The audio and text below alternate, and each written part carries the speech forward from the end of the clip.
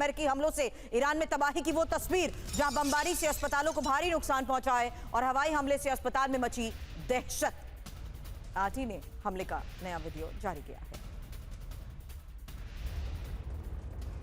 कि ये तस्वीरें, हालांकि ये लेटेस्ट तस्वीरें नहीं है क्योंकि पिछले कई दिनों से जारी बमबारी के बाद लगातार तस्वीरें सामने आ रही है जहां ईरान में अमेरिका की तरफ से किए गए हमलों के बाद ये एक तस्वीर सामने आई है और ये एक अस्पताल की तस्वीर है। हवाई हमला और अस्पताल में मची दहशत। अब लेबनान में इजरायल के जबरदस्त हवाई हमले की तस्वीर जहां सीजफायर के बावजूद इजरायल का हमला और रिहायशी इलाके पर हमले से भारी तबाही। ये देखिए तस्वीर, एक साथ कैसे बड़े स्तर पर पूरे इलाके में तबाही मचा दी गई। इजरायल का वो हमला जहां देखिए कैसे पूरे इलाके में, लेबनान का वो इलाका जहां एक साथ कैसे हमलों को अंजाम दिया गया। खबर इस लिहाज से समझिए जहां सीजफायर के बावजूद इजरायल के हमले की ये तस्वीर सामने आई है। अब यूक्रेन में रूस की ड्रोन स्ट्राइक से मचा हड़कंप जहां सुमी, चार्निहाइव और ओडेसा में भयंकर एयर स्ट्राइक हुई है और चार्निहाइव की इंडस्ट्रियल फैसिलिटी में यह भीषण आग लगी है। सुमी और ओडेसा के रिहायशी इलाकों में तबाही।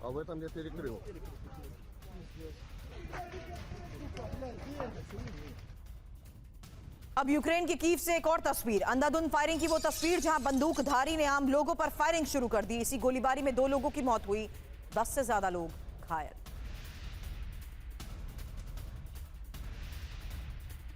फायरिंग के बाद सुपरमार्केट में हमलावर छिप गया। एक और तस्वीर जरा गौर से देखिएगा क्योंकि हमलावर ने दर्जनों लोगों को बंधक बनाए रखा। यूक्रेनी स्पेशल फोर्स ने हमलावर को मार गिराया। अब रूस की ऑयल रिफाइनरी पर हमले की तस्वीर जहां बॉर्डर से 800 किलोमीटर अंदर यूक्रेन ने अटैक को अंजाम दिया और दावा किया कि रूस की एक और रिफाइनरी को टारगेट किया गया है। इस हमले में सिजरान रिफाइनरी को बड़ा नुकसान।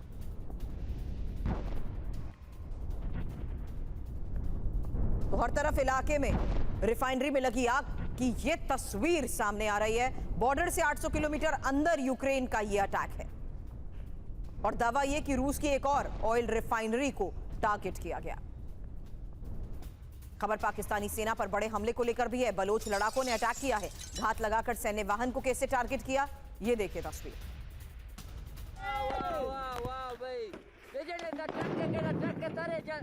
ट्रक के चक के दराए गए, ट्रक के चक के दराए गए।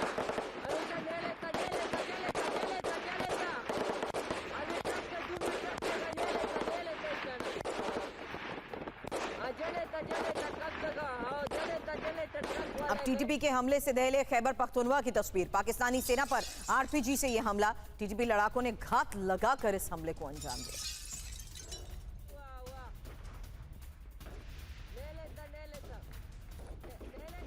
आज की बड़ी खबर है, ईरानी धर्मगुरु का मुश्तबा पर वो दावा जहां नए सुप्रीम लीडर की तलाश शुरू हो चुकी है। साथ ही एक और सबसे बड़ी खबर है स्ट्रेट ऑफ हार्मूज को लेकर। हॉर्मूज स्ट्रेट में हाई अलर्ट है। ईरान और अमेरिकी सेना पूरी तरह तैयार है। वहीं मुनीर पर यूएस इंटेलिजेंस का रेड फ्लैग। ट्रंप की इमरजेंसी मीटिंग, इसको लेकर एक एक डिटेल आपके सामने। उससे पहले ईरान में मुश्तबा खamenei को लेकर वो बड़ा सस्पेंस सुनिए जहां मुश्तबा को लेकर ईरान के एक धर्मगुरु ने बड़ा दावा किया। ईरान में अंदर खाने नए सुप्रीम लीडर की तलाश को लेकर यह दावा किया गया है। इजरायल के हमले में मुश्तबा घायल हुए थे, ये रिपोर्ट्स में दावे किए जा चुके हैं। ईरानी social media handle the Iran watcher पर दावा। हालांकि ईरान में मुश्तबा खamenei को सामने लाने की मांग भी तेज हो चुकी है जहां मुश्तबा को 28 फरवरी के बाद सार्वजनिक रूप से नहीं देखा गया है और ईरान में नेतृत्व का गंभीर संकट। ईरान में कौन फैसले ले रहा है यह भी पता नहीं। ईरान की social media handle the Iran watcher का ये बड़ा दावा है। तो खबर है मुश्तबा खamenei पर बढ़ते सस्पेंस को लेकर, जहां आपको बता दें मुश्तबा खamenei को लेकर ईरान के एक धर्मगुरु ने ही बड़ा दावा कर दिया है। खamenei के कंपाउंड में हुई बमबारी में घायल हुए थे मुश्तबा और मुश्तबा को लेकर जा रही एम्बुलेंस और अस्पताल पर भी हमला हुआ। इस सस्पेंस के बीच अंदर खाने नए सुप्रीम लीडर की तलाश को लेकर यह बड़ा दावा किया गया है। ईरान में मुश्तबा खamenei को सामने लाने की मांग भी तेज हो चुकी है। बता दें मुश्तबा को 28 फरवरी के बाद सार्वजनिक रूप से देखा और सुना नहीं गया है और सुप्रीम लीडर बनने के बाद मुश्तबा के सिर्फ लिखित बयान ही सामने आए हैं।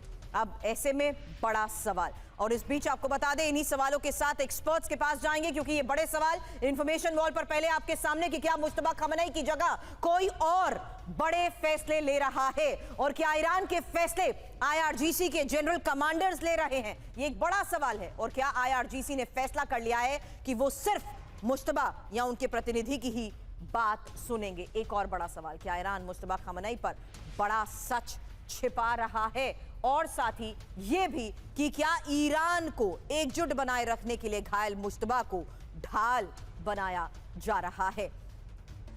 दीपक वोरा सर इस वक्त हमें ज्वाइन कर चुके हैं। वोरा सर, ये सवाल इसलिए क्योंकि जब डायलॉग और बातचीत को लेकर भी सवाल हो रहे थे, तो ये अमेरिका ने भी कहा था कि जो प्रतिनिधि बातचीत कर रहे हैं उनके पास फैसले लेने का कोई अधिकार नहीं है। सर, ये बात मैं इसलिए कह रही हूं क्योंकि आगे खबरें उसी लिहाज से बहुत इंपॉर्टेंट है, जहां काउंटडाउन शुरू हो चुका है 21 अप्रैल, और उससे पहले बातचीत को लेकर जो फैसले हुए हैं उस पर। लेकिन उससे पहले सुप्रीम लीडर की क्या अब तलाश तेज हो चुकी है? क्या यह दावा मान लिया जाए कि इस वक्त के लिहाज से सही है?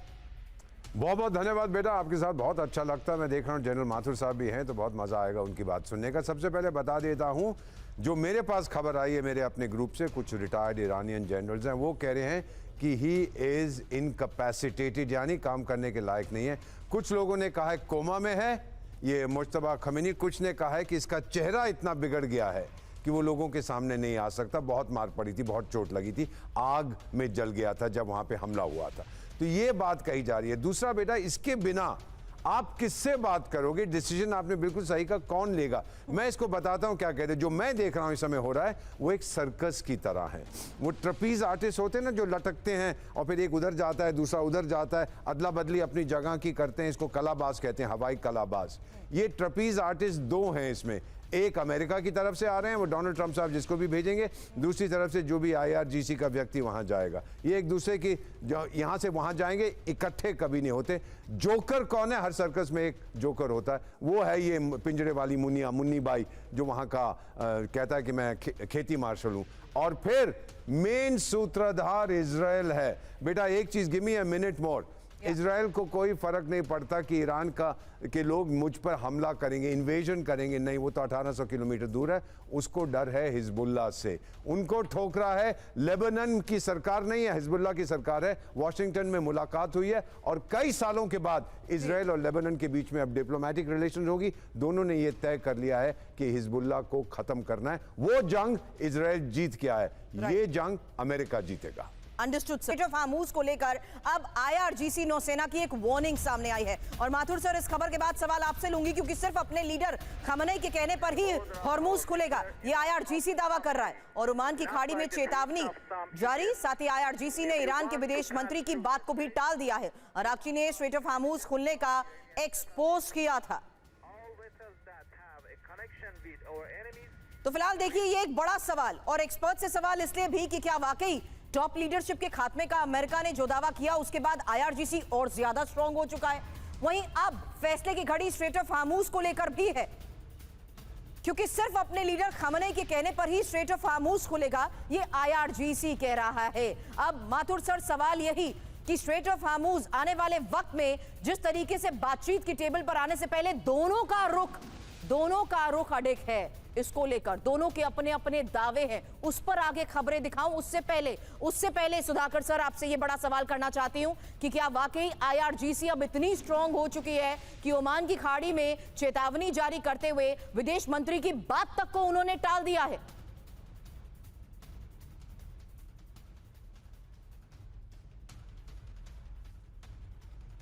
सुधाकर सर, आपको मेरी आवाज आ रही है? ओके सुरभि, ओके, सबसे पहले नमस्कार, बहुत बहुत धन्यवाद, आपने मेरे को शो के लिए इनवाइट किया, और मेरे डिस्टिंग्विश्ड को पैनलिस्ट एम्बेसडर साहब को मेरे शुभकामनाएं। मेरा नाम मेजर जनरल सुधाकर जी, VSM रिटायर्ड।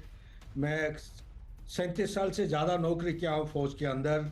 TV9 भारतवर्ष के साथ पिछले 5 साल से जुड़ा हुआ हूँ। तो मेरा नाम जो है माथुर करके मत बुलाइएगा। मैं मेजर जनरल सुधाकर जी हूँ।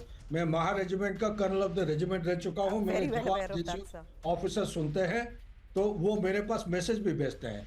आइए, जब तक आपका ये सवाल जो आपने पूछा है, मेरा विचार थोड़ा सा कोई अलग किस्म का पर्सपेक्टिव है। वो पर्सपेक्टिव ऐसा है, पहले डोनाल्ड ट्रंप सोच रहे थे कि ईरान को 4 दिन की लड़ाई में पूरा दबा देंगे। उसके बाद 6 दिन हुआ, उसके बाद 8 दिन, 1 महीना, 1 महीने से ज्यादा हो गया है। अभी चलिए कोई बात नहीं, सुप्रीम लीडर उनकी चलो घायल हो गए होंगे या इनकैपेसिटेट हो गए होंगे। डिसीजन देने की वजह से कोई ऐसा कमी अभी तक नजर नहीं आया है, बल्कि घायल होने के बावजूद मेरा विचार ये कहता है कि उनका सिस्टम लीडरशिप का आर्किटेक्चर ऐसा बना हुआ है, कोई उनकी ना होने के बावजूद भी ऐसा कभी मेरे को महसूस नहीं हुआ कि डिसीजन मेकिंग में कहीं कमी हो। तो यही पे एक आ जाता है हेनरी किसिंजर का एक कहावत 1969, वो वियतनाम की लड़ाई के टाइम में उन्होंने जब शुरू होने वाला था तो उन्होंने कहा था कि अंग्रेजी में किया कहे थे उन्होंने कि conventional army loses when it doesn't win, guerrilla wins when it doesn't lose. ये जो गरिल्ला वॉरफेयर है बड़ा खतरनाक है। आज के दिन में पूरा विश्व में ईरान एक ऐसा देश है जो प्रॉक्सी वॉर में काफी माहिर है, नंबर 1। नंबर 2, ये कोई छोटा मोटा देश नहीं है।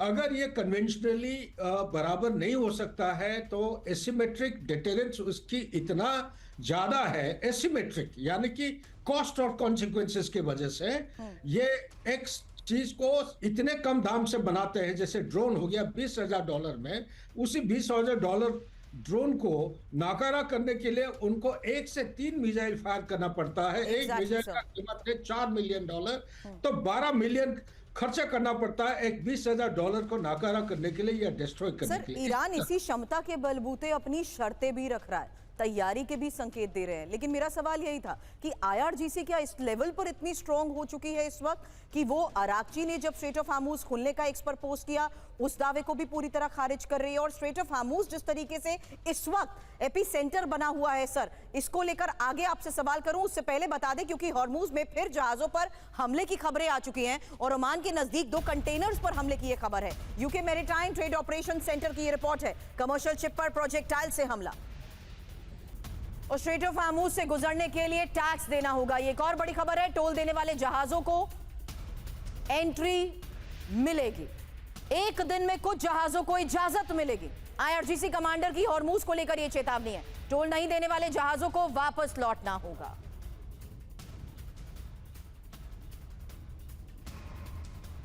वहीं स्ट्रेट ऑफ हार्मूज पर ईरान का पूरा कंट्रोल है, अमेरिकी नाकेबंदी का करारा जवाब मिलेगा। ईरानी सुप्रीम नेशनल सिक्योरिटी काउंसिल की यह चेतावनी है, युद्ध खत्म होने तक जारी रहेगी हॉर्मूज में किलेबंदी। हालांकि स्ट्रेट ऑफ हार्मूज से महायुद्ध की यह चेतावनी, जहां बड़ी खबर समझिए 24 घंटे के अंदर ही हॉर्मूज फिर से बंद करने का आईआरजीसी ऐलान कर चुका है। हॉर्मूज स्ट्रेट पे कमर्शियल जहाजों पर फायरिंग की गई है, 24 घंटे में 20 से ज्यादा जहाजों को वापस लौटाया गया। हॉर्मूज से गुजरने वाले शिप को टोल टैक्स देना होगा और हॉर्मूज पर सिर्फ और सिर्फ ईरान का ही कंट्रोल है, ये बड़ा दावा किया गया है। वही बड़ी खबर हॉर्मूज पर अमेरिका को उस बड़ी चेतावनी को लेकर भी है, जो हॉर्मूज से माइन हटाने की कोशिश अमेरिका ना करे और माइन हटाना सीज फायर का उल्लंघन। ईरानी संसद के स्पीकर कालिबाफ की ये वार्निंग, अगर हॉर्मूज से हम नहीं गुजर सकते तो किसी को गुजरने नहीं देंगे। दीपक वोरा सर, ईरान ये कह रहा है कि मेरा पूरा कंट्रोल है, यानी अमेरिका जो दावे कर रहा है वो महज प्रोजेक्शन।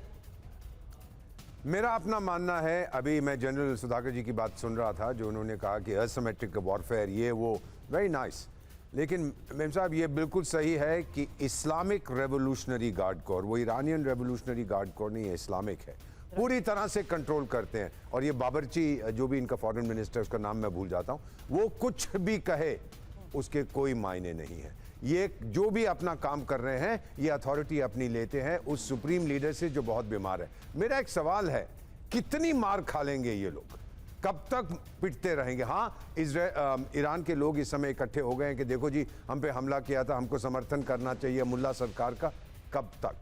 कब तक वो आईआरजीसी के इशारों पर नाचेंगे? दूसरी चीज, आपने कई देशों के पानी के जहाज आपने बंद कर दिए हैं, भाई उनकी क्या गलती है?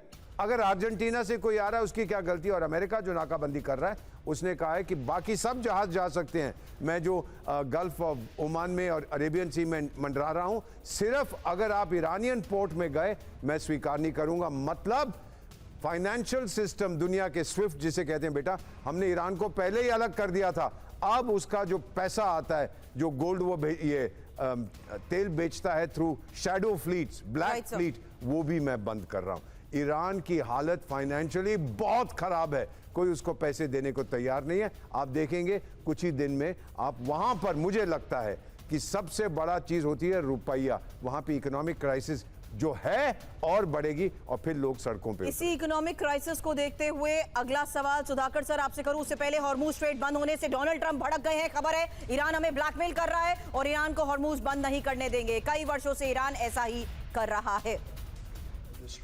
वहीं व्हाइट हाउस में ट्रंप की हाई लेवल मीटिंग को लेकर खबर है कि रक्षा मंत्री और सीआईए डायरेक्टर इस बैठक में शामिल रहे। उपराष्ट्रपति जेडी वेंस और जॉइंट चीफ ऑफ स्टाफ अध्यक्ष जनरल डैन केन भी व्हाइट हाउस पहुंचे और सीजफायर डेडलाइन खत्म होने से पहले सिक्योरिटी मीटिंग। आपको बता दें इजरायली चैनल 12 का यह दावा है जल्द शुरू हो सकता है नया युद्ध।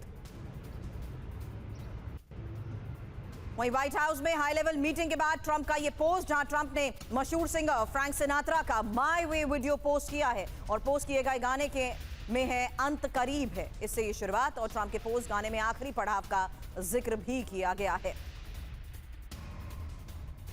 वहीं मिडिल ईस्ट में यूएसएस जेराल्ड फोर्ड की फिर तैनाती। वॉर फ्रंट पर अमेरिका का सबसे बड़ा एयरक्राफ्ट कैरियर और रेड सी में यूएसएस जेराल्ड फोर्ड की तैनाती। यूएसएस मैन और विंस्टन चर्चिल डिस्ट्रॉयर भी साथ हैं। ईरानी हमले में आग लगने के बाद नेटो बेस में था जेराल्ड फोर्ड। सुधाकर सर, अब अमेरिका की ये तैयारी, वहीं ईरान की स्ट्रेट ऑफ हार्मूज को लेकर वार्निंग। सर ये सवाल इसलिए कर रही हूं क्योंकि ओमान की खाड़ी और जिस तरीके से शैडो फ्लीट का दीपक बोरा सर ने जिक्र किया, अमेरिका की तो स्ट्रैटेजी ये थी ना कि चीन किसी लिहाज से तिलमिला जाए और उसके बाद चीन ईरान के ऊपर दबाव बनाए और वो सीधे तौर पर बातचीत के लिए राजी हो, लेकिन इसका भी कुछ असर नहीं हुआ क्या सर?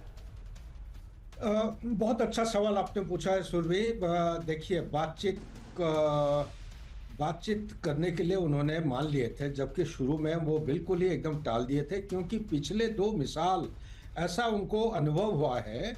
ये 12 दिन की लड़ाई पिछले साल और इस बार जो डिप्लोमेटिक सोल्यूशन एक निकल के आया था ओवर के 26 फरवरी 2026 तक होने के बावजूद उन्होंने बातचीत के साथ साथ ये जो लड़ाई, एक अनप्रोवोक्ड एक लड़ाई किए हैं, तो इससे उनका विश्वास हट गया था।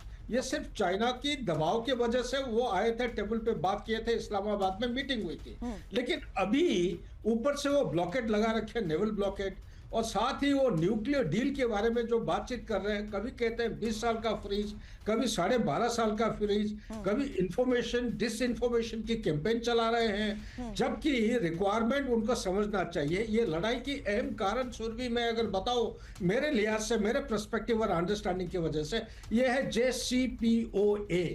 JCPOA 2015 को जो ओबामा के टाइम में इंस्टीट्यूशनलाइज किया गया था, P+5 और 1 जर्मनी को मिला के, ये उसको हजम उनको हुआ नहीं।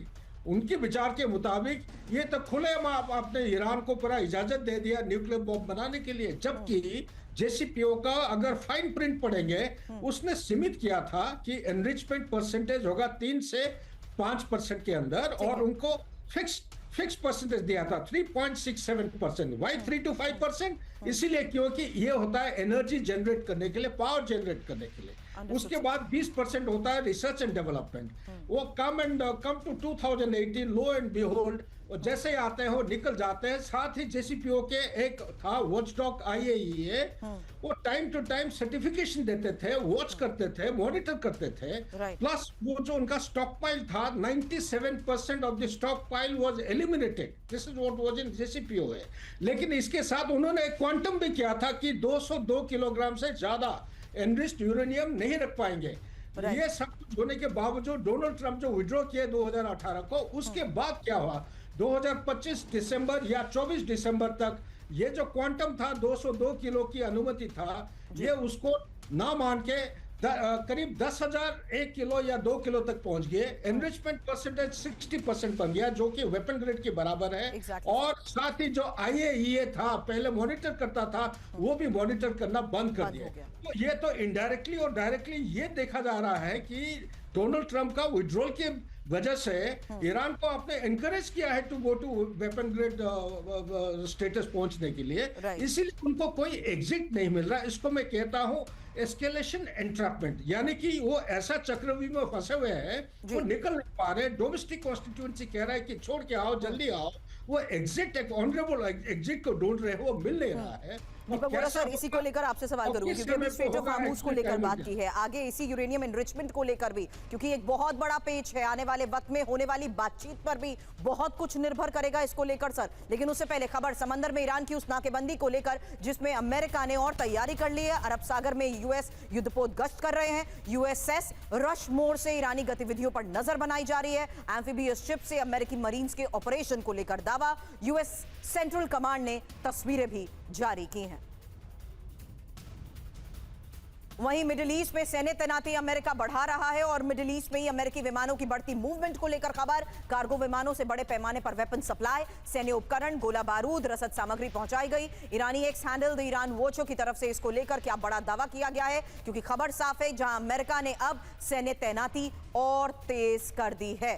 फिलहाल स्ट्रेट ऑफ हार्मूज में तनातनी के बीच अमेरिकी विमानों की बढ़ती मूवमेंट को लेकर खबर सुनिए, जहां कार्गो प्लेन से आए सैन्य उपकरण और गोला बारूद और रसद सामग्री और ओमान सागर और अरब सागर में गश्त कर रहे यूएस युद्धपोत। हालांकि रेड सी सबसे बड़ा aircraft carrier USS Gerald Ford पहुंच चुका है। हॉर्मूज के नजदीक 16 से ज्यादा वॉरशिप है, 100 से ज्यादा फाइटर जेट्स तैनात हैं। मिडिल ईस्ट में अमेरिका ने 10,000 अतिरिक्त सैनिक भी भेजे हैं, यही रिपोर्ट में दावा किया गया। लेकिन किसी भी वक्त टूट सकता है ईरान अमेरिका का सीज फायर, जहां हाई अलर्ट पर इजराइल और अमेरिका की सेना है और ईरान में नए मिलिट्री टारगेट्स भी तय हो चुके हैं। अब रिपोर्ट में दावे क्या किए गए हैं? एनर्जी फैसिलिटी, बैंक पर हमले हो सकते हैं। इजरायली अधिकारी के हवाले से विजनर की यह रिपोर्ट है। वहीं अगली रिपोर्ट सुनिए, नई जंग की तैयारी अमेरिका कर रहा है। ईरान पर बड़े हमले की तैयारी शुरू हो चुकी है। डियागो गार्सिया बेस में नई सैन्य तैनाती, 4 बॉम्बर्स, 4 फ्यूल टैंकर सैन्य बेस पहुंच चुके हैं। अमेरिकी डिप्लॉयमेंट पर ईरानियन अरेबिक की ये रिपोर्ट है। जहां नए युद्ध की तैयारी, सीज फायर के बीच नए हमले की तैयारी में अमेरिका, डियागो गार्सिया बेस में नए विमान और हथियार पहुंच चुके हैं। 4 bomber, 4 air refuelling tanker Diego Garcia पहुंचे, 3 मालवाहक विमान और 1 जासूसी विमान भी तैनात है। अमेरिकी विमान वाहक पोत फिर से मिडिल ईस्ट रवाना हो चुके हैं, जबकि फरवरी में हमले से पहले ऐसी ही तैनाती की गई थी। अब ये बात इसलिए मैंने यहां पर मेंशन की है दीपक वोरा सर, क्योंकि फरवरी में हमले से पहले भी ऐसी ही तैनाती हुई थी। अब शक्ति आधारित शांति की बात करने वाला अमेरिका क्या कदम उठा सकता है? ये बहुत अच्छा प्रश्न आपने किया है बेटा। मेरा अपना जो ग्रुप है उन्होंने बताया है, इजरायली हैं, कि इतनी बड़ी लिफ्ट, इतना बड़ा जो फ्लोटिला है जहाज़ों का, एयरक्राफ्ट का इतना बड़ा ग्रुप हमने पहले नहीं देखा था। हमने इसको फरवरी के महीने में नहीं देखा था। जितने जो लड़ाकू विमान हैं और कैरियर्स हैं और रिफ्यूलिंग है जो वो भेज रहा है, ये वो लोग वहाँ इतने सारे उसने तैनात कर दिए अपनी फोर्सेस। ये छोले खाने के लिए नहीं जा रहे हैं, खर्चा इसका बहुत होता है, वो मारेगा बेटा, मुझे पूरा यकीन है। ईरान जो मर्जी कहता रहे, ये करेंगे वो करेंगे, ईरान बेवकूफ़ है। उनके डिप्लोमेट्स नहीं समझते हैं कि एक तो आपने खाड़ी के देशों को नाराज़ किया है। क्यों आप साउथ अफ्रीका के जहाज़ को क्यों रोक रहे हैं? आप पनामा के जहाज़ को क्यों रोक रहे हैं? आपकी दुश्मनी अगर इजराइल के साथ है, अमेरिका के साथ है, उनके जहाज़ों को रोकिए। भारत के जहाज़ों पर गोली क्यों चला रहे हैं? हम तो आपका दोस्त हैं, आप हम पर भी हमला कर रहे हैं। कुछ समझ नहीं आ रहा, मेरे को कंफ्यूजन है। पर ये सिर्फ स्पष्ट है कि वहां पर सारे शॉट्स जो हैं, सारी तारें इस्लामिक रेवोल्यूशनरी गार्ड कोर के हाथ में है। वहां की जो दूसरी इलेक्टेड गवर्नमेंट है उसका कोई रोल नहीं है ईरान की मैनेजमेंट में। Understood sir. लेकिन अब आगे बढ़ेंगे और उस फ्रंट का हम रुख करने वाले हैं जहां आज बड़ी खबर सामने आई है कि कैसे अब ताइवान में ड्रोन हमले की तैयारी है और ये चीन की सेना तैयार। तो जापान से ताइवान, आज की एक और सबसे बड़ी खबर, जहां नई जंग का ये प्लान क्या है, क्योंकि ताइवान स्ट्रेट में जापान का जहाज और चीन की चेतावनी। जल्द एक इंफॉर्मेशन, ताइवान में ड्रोन हमले की तैयारी को लेकर खबर बढ़ी, वहीं चीन की सेना भी है तैयार और साथ ही ताइवान स्ट्रेट में जापान का जहाज, चीन की चेतावनी और ताइवान की नाकेबंदी का प्लान, बिछाएंगे माइन का जाल। अब मिडिल ईस्ट की जंग में ताइवान की एंट्री, क्योंकि फारस की खाड़ी में माइन वॉरफेयर शिप ताइवान भेज सकता है और ईरानी बारूदी सुरंगों के खिलाफ अमेरिका की ताइवान मदद करेगा। अब ताइवानी मूवमेंट पर ग्लोबल सर्विलांस की ये रिपोर्ट, क्या दावा, यही इंफॉर्मेशन आपके सामने। और उसके बाद एक्सपर्ट से सवाल, क्योंकि मिडिल ईस्ट वॉर में ताइवान वर्सेस चीन, जहां फारस की खाड़ी में अमेरिका की मदद ताइवान कर सकता है और फारस की खाड़ी में माइन वॉरफेयर शिप ताइवान भेज सकता है। स्ट्रेट ऑफ हार्मूज में फैले माइन को हटाने में ताइवान मदद कर सकता है और ताइवान की सत्तारूढ़ पार्टी डीपीपी में सैन्य मदद भेजने पर बहस। जहां ईरान को मिल रही है चीन की मदद का जवाब, अब ताइवान दे सकता है, यही बड़ी खबर है। लेकिन इस बीच आपको बता दें, ताइवान की चीन से जंग की विध्वंसक तैयारी को लेकर भी एक बड़ी खबर सामने आ चुकी है, जहां ताइवान की चीनी घेरेबंदी तोड़ने का यह अभ्यास और ऊर्जा सप्लाई बचाने के लिए बड़े ड्रिल की तैयारी। नेवी के साथ मिलकर एस्कॉर्ट ऑपरेशन का यह प्लान है। चीन की सैन्य गतिविधियों से एशिया में भी तनाव। तो ताइवान की चीन से जंग की तैयारी, जहां ताइवान की संभावित चीनी ब्लॉकेज से निपटने की इस तैयारी को लेकर ही सुधाकर सर, अगला सवाल आपसे। खबर यह है तेल और गैस सप्लाई वाले जहाजों को सुरक्षा देने की योजना है। ताइवान पहली बार कई विभागों के साथ ज्वाइंट एक्सरसाइज भी कर रहा है और साथ ही ताइवान स्ट्रेट बंद हुआ तो पूरे क्षेत्र की ऊर्जा सप्लाई भी प्रभावित होगी। फिलीपींस, जापान और अमेरिका की तरफ सप्लाई कॉरिडोर भी बनाए जाएंगे। चीन की बड़े सैन्य अभ्यास के बाद ताइवान की ये विध्वंसक तैयारी को लेकर दावा। ताइवान ने हर संभावित चीनी कार्रवाई के लिए प्लान को तैयार कर लिया है। बहुत आसान होता है सर ये समझना और सवाल आपसे करना कि आखिर इस सिनेरियो को देखते हुए कैसे एस्केलेशन हो सकता है। मुझे लगता है ये एक और ग्राउंड सेट हो रहा है अगर हम एस्केलेशन की बात करते हैं तो। बिल्कुल, आपके सवाल के अंदर आंसर इसकी छुपा हुआ है। आंसर में थोड़ा सा इसको डायलेक्ट करने की अगर इजाजत है मैं बताना चाहता हूँ। चाइना का एम है कि ताइवान उसको रीयूनिफाई करना है बाय 2047 या अर्लियर देन दैट, 2049 और अर्लियर देन दैट। वाई 2049? क्योंकि 2049 को वो 100 साल हो जाता है और पीआरसी कंप्लीट करता है सेंटनरी सेलिब्रेशन। और उससे पहले सबसे एक इम्पोर्टेंट माइलस्टोन है वो 1 अगस्त 2027। क्या है 1 अगस्त 2027 को? 1 अगस्त 2027 को उनका जो पीएलए है, पीपल्स लिबरेशन आर्मी को, जब ये शुरू हुआ था, खड़ा हुआ था, तब से लेके 100 साल पूरा हो रहा है। और अंदरूनी अगर डॉट्स को ज्वाइन करेंगे चाइना की स्टडी, उसका क्लासिफाइड पेपर्स, तो वो कहता है कि ये 1 अगस्त 2027 तक ताइवान को किसी भी हालत में रीयूनिफाई करेंगे। लेकिन जैसे आपने बिल्कुल सही कहा, ये बोलने में आसान है लेकिन होने में बहुत मुश्किल है।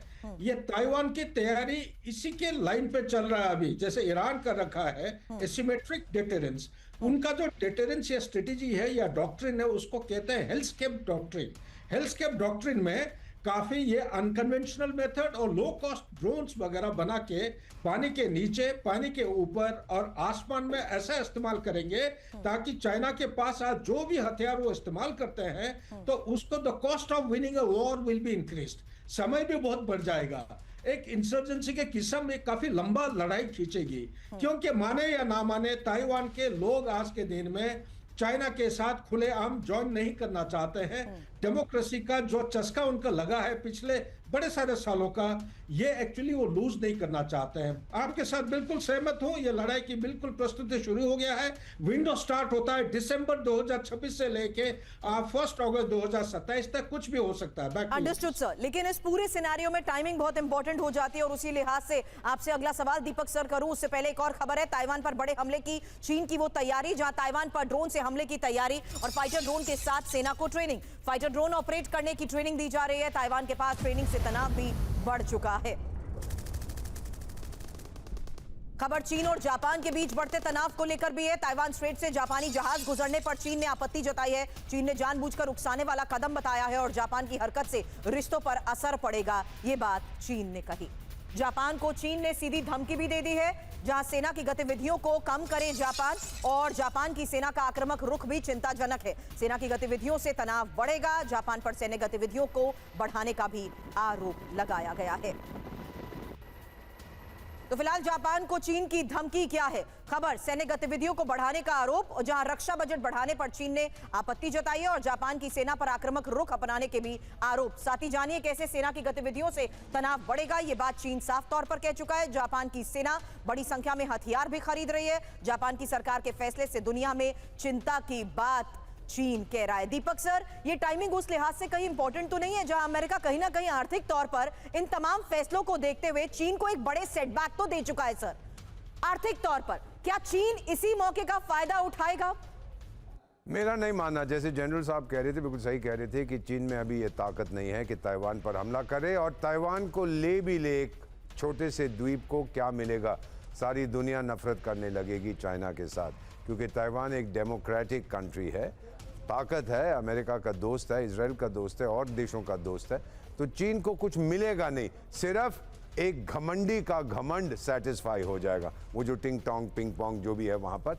अदरवाइज कोई पॉजिटिव रिजल्ट नहीं हो सकता। बस लेनी है मुझे धरती, तो क्या वो ईरान का भी वही है, मुझे बनाना है, यूरेनियम को एनरिच करना है। क्या मिलेगा टाइगर, तू नहीं बना सकता न्यूक्लियर बॉम्ब। ये बेसिक चीज़ जो होती है, जब अड़ जाते हैं फिर डिप्लोमेसी चली जाती है बेटा। डिप्लोमेसी होता है गिव एंड टेक, हम बातचीत करते हैं। जब हम पीछे हट जाते हैं फिर हमारे सैनिक अंदर आते हैं और फिर ठोका पीटी शुरू हो जाती है। जब वो खत्म होता है फिर हमारे पास आते हैं कि आप कोई समझौता कराने की कोशिश करें। जाने से पहले मैं एक सवाल सिर्फ बेटा, not related to this, related to Iran, एक प्रश्न आप इजाजत दें तो मैं पूछना चाहता हूँ। करोड़ों लोग आपका प्रोग्राम देखते हैं, मैं चाहता हूँ जो इस्लामिक स्कॉलर्स हैं वो मुझे जानकारी दें, क्या इस्लाम अलाउ करता है न्यूक्लियर वेपन्स?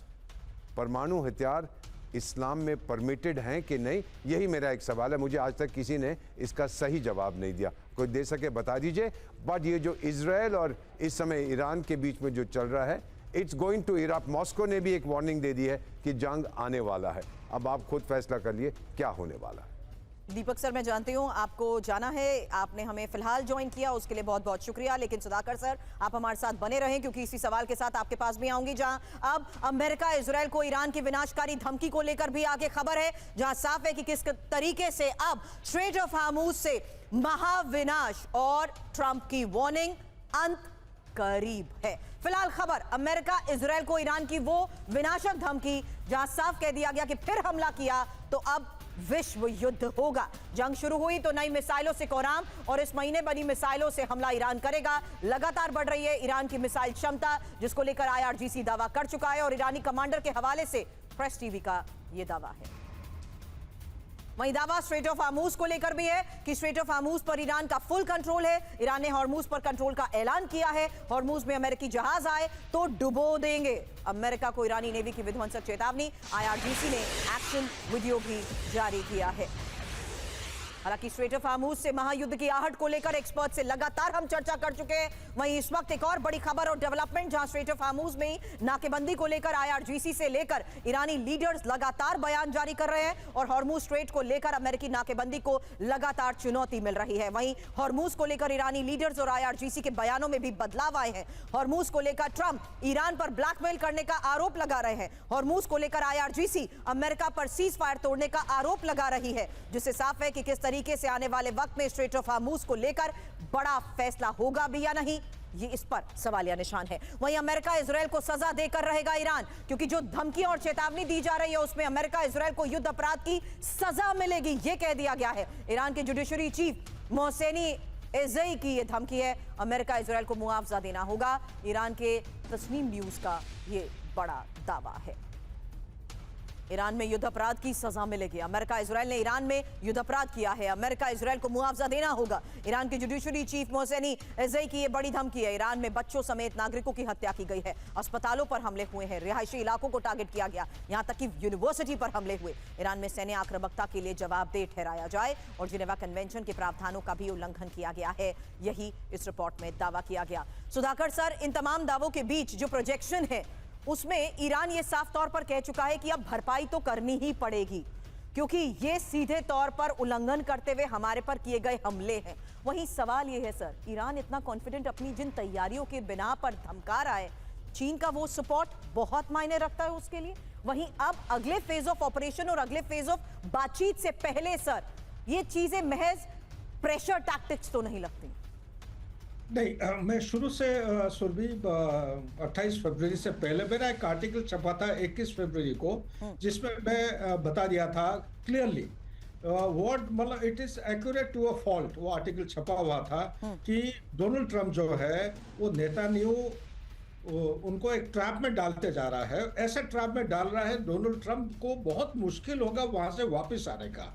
ये एक वियतनाम 2 की बराबर आप कह सकते हैं, इसकी बराबर का एक माहौल एक पैदा हो जाएगा।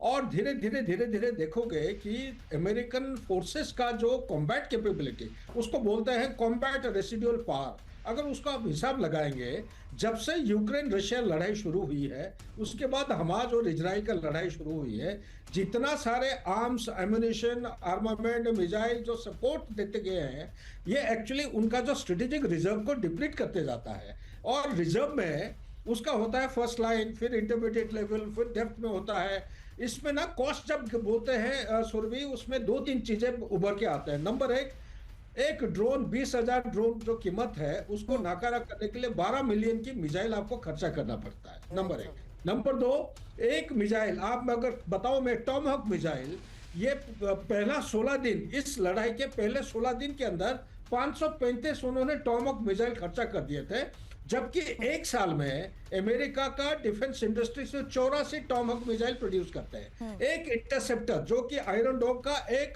सेंटर ऑफ ग्रेविटी माना जाता है, मेन स्टे होता है, एक इंटरसेप्टर बनाने के लिए 1.5 to 3 इयर्स लगता है और उसका खर्चा होता है 1.1 to 11.1 मिलियन डॉलर। आप देखिए कॉस्ट फैक्टर, टाइम फैक्टर और अवेलेबिलिटी फैक्टर, ये इतने खर्चे हो गए हैं कि जो स्ट्रेटेजिक रिजर्व मान लीजिए एक्स होना चाहिए वो एक्स से कम होके 25% से नीचे आ गया है। सर, तो ये जितने बड़ा भयानक तमाम स्थिति है। अगर ये ताइवान का लड़ाई में भी बड़े दावे किए जा चुके हैं, उन तमाम चैलेंजेस को लेकर भी बड़े दावे किए जा चुके हैं, लेकिन दोनों जिस लिहाज से इस वक्त बयान दे रहे हैं उससे ये साफ संकेत मिल चुका है कि दोनों ने टाइम बाय करते हुए अगले फेज ऑफ ऑपरेशन की तैयारी भी पूरी कर ली है। पाकिस्तान की मध्यस्थता से अमेरिका परेशान है और ईरान को मनाने में पूरी तरह से नाकाम। मुनीर, अपनी शर्तों से पीछे नहीं हट रहा है ईरान को यूरेनियम संवर्धन कम करने के लिए भी नहीं मना पाए हैं मुनीर, और पाकिस्तान के निराशावादी रवैये से जंग फिर से और बढ़ने के हालात। वहीं ईरान वार्ता को लेकर अमेरिका को धोखा दे सकते हैं आसिम मुनीर की भूमिका पर यूएस इंटेलिजेंस का ये रेड फ्लैग, जहां युद्ध खत्म करने में मुनीर बन सकते हैं बड़ी रुकावट, और कासिम सुलेमानी के साथ मुनीर के संबंधों को लेकर यूएस इंटेलिजेंस भी संशय में। ओपन सोर्स इंटेल की ये रिपोर्ट। अब आसिम मुनीर रेड फ्लैग, क्योंकि ईरान और अमेरिका के बीच बातचीत भटकाने का मुनीर पर शक और यूएस इंटेलिजेंस को आशंका कि मुनीर अमेरिका को धोखा दे सकते हैं। हालांकि यूएस इंटेलिजेंस को शक पाकिस्तान का इतिहास विश्वासघाती सहयोगी वाला ही रहा है, और मुनीर पर शक की वजह भी सुन लीजिए। सुधाकर सर, आती हूं इसी सवाल के साथ आपके पास, क्योंकि कासिम सुलेमानी के साथ मुनीर के पुराने संबंध, ईरानी सैन्य लीडर्स के साथ मुनीर के पुराने संबंध, पाकिस्तान के विश्वासघात का पुराना इतिहास और पाकिस्तानी सरकार में खुद मुनीर का सैन्य शासन भी चलाना। हालांकि रिपोर्ट्स को लेकर तो सर बड़ा दावा यह भी किया था कि पाकिस्तान पूरी तरह अमेरिका के आगे वल्नरेबल हो चुका है, इसलिए पाकिस्तान की भूमिका को लेकर तो सबसे पहले ही संशय बना हुआ था। ईरान भी राजी नहीं था, अब तो अमेरिका भी पूरी तरीके से शक कर रहा है। बिल्कुल सही कह रहे हैं। आपके सवाल में मैं इतना कहूंगा कि शुरू से ये एक प्लॉय मुझे लग रहा है, अमेरिका इसको पाकिस्तान को ऐसे ट्रैप में लगा रहा है ताकि ये इनकी स्टेटस पूरा कॉम्प्रोमाइज हो जाएगा आने वाले दिनों में बिना कुछ करके।